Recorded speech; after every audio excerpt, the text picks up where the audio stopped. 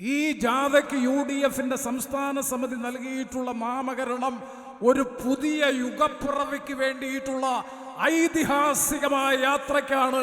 കേരളത്തിന്റെ പ്രതിപക്ഷ നേതാവിന്റെ നേതൃത്വത്തിൽ UDF-ന്റെ സംസ്ഥാന നേതൃത്വം ഈ ജാഥയ്ക്ക് പ്രധാനമായും കാർമ്മികത്വം വഹിക്കുന്നത്, നേതൃത്വം കൊടുക്കുന്നത്. ഇന്ന് രാവിലെ നടന്ന പത്രസമ്മേളനത്തിൽ വിശദീകരിച്ചു, UDF കൃത്യമായി വിശദീകരിച്ചു. ഇത് 10 വർഷക്കാലമായി കേരളത്തിൽ അധികാരത്തിലിരിക്കുന്ന CPM-ന്റെ നേതൃത്വത്തിൽ, പിണറായി വിജയന്റെ നേതൃത്വത്തിലുള്ള ഗവൺമെന്റിനെതിരായിട്ടുള്ള ജനവികാരം ഉയർത്തിക്കൊണ്ടുവരിക എന്ന ലക്ഷ്യം മാത്രമല്ല, ഞങ്ങൾ കേരളത്തിൽ 2026 നിയമസഭാ തെരഞ്ഞെടുപ്പിലൂടെ കോൺഗ്രസിന്റെ നേതൃത്വത്തിൽ UDF ഗവൺമെന്റ് കേരളത്തിൽ അധികാരത്തിൽ വന്നാൽ വരുന്ന കാലഘട്ടങ്ങളിൽ കേരളത്തിന്റെ സമഗ്ര വികസനത്തിനും വളർച്ചയ്ക്കും പുരോഗതിക്കും ജനക്ഷേമത്തിനും വേണ്ടി വിദ്യാഭ്യാസ രംഗത്തും ആരോഗ്യരംഗത്തും വ്യാവസായിക രംഗത്തും വാണിജ്യ വ്യാപാര മേഖലയടക്കമുള്ള സമൂഹത്തിന്റെ സമസ്ത മേഖലയിലും UDF അധികാരത്തിൽ വന്നാൽ തകർന്നടിഞ്ഞ കേരളത്തെ എങ്ങനെ പുനരുജ്ജീവിപ്പിക്കുമെന്ന് കൃത്യമായി ജനങ്ങളോട് ആശയവിനിമയം നടത്തിക്കൊണ്ട്, ജനങ്ങളോട് സംവദിച്ചുകൊണ്ടാണ് ഈ ജാഥയ്ക്ക് പുതുയുഗ യാത്ര എന്ന പേരിൽ കേരളത്തിൽ ആരംഭിക്കാൻ പോകുന്നത്, നേതൃത്വം കൊടുക്കുന്നത്. ഒരു പക്ഷേ അങ്ങനൊരു യാത്ര, അങ്ങനൊരു ജാഥ, അങ്ങനൊരു സന്ദേശം രാഷ്ട്രീയ പ്രചരണ ജാഥയിൽ മുന്നോട്ട് വെക്കുന്നത് അത്യപൂർവമാണ് എന്നാണ് എൻ്റെ വിശ്വാസം.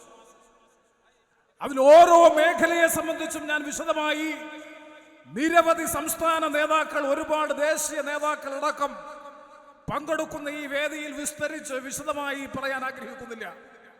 പക്ഷെ ഒരു കാര്യം ഞങ്ങൾ അടിവരയിട്ട് ആവർത്തിച്ചു പറയുന്നു: പിണറായി വിജയന്റെ നേതൃത്വത്തിൽ, CPM-ന്റെ നേതൃത്വത്തിൽ സമഗ്ര പാർട്ടി സമഗ്രാധിപത്യം അടിച്ചേൽപ്പിച്ചുകൊണ്ട് കേരളത്തിൽ നടത്തിയ ഈ 10 വർഷക്കാലത്തെ ഭരണം 1/4 നൂറ്റാണ്ട് കാലം കേരളത്തെ പുറകോട്ട് തിരിച്ചു, പുറകോട്ട് നയിച്ചു എന്നുള്ളതാണ് ചരിത്രം പരിശോധിച്ചാൽ ബോധ്യപ്പെടാൻ കഴിയുന്നത്.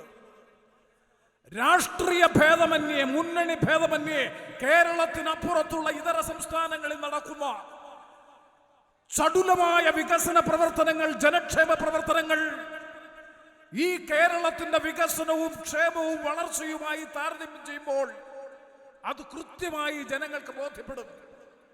അപ്പം നഷ്ടപ്പെട്ടു പോയ 10 വർഷം, ആ തകർന്നടിഞ്ഞ കേരളത്തിനൊരു പുതുജീവൻ നൽകാൻ, ഒരു പുതിയ യുഗപ്പിറവിക്ക് നേതൃത്വം കൊടുക്കാൻ ഈ ജാഥ ലക്ഷ്യം വെക്കുന്നു. അത് വികസന പ്രവർത്തനത്തിൽ, ക്ഷേമ പ്രവർത്തനത്തിന്റെ കാര്യത്തിൽ, വിദ്യാഭ്യാസ രംഗത്ത് അടക്കമുള്ള സകല മേഖലകളിലും. അതോടൊപ്പം മൗലികമായ രാഷ്ട്രീയ പ്രശ്നവും ഞങ്ങൾ ഈ ജാഥയിൽ പ്രധാനമായും മുന്നോട്ട് വെക്കുന്നു.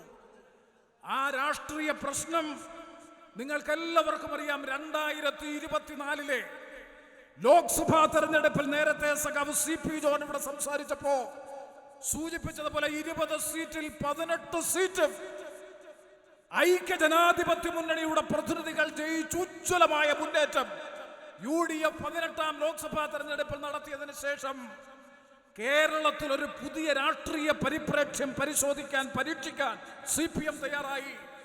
അതിന് നേതൃത്വം കൊടുത്തുന്നത് സാക്ഷാൽ പിണറായി വിജയൻ തന്നെയാണ്.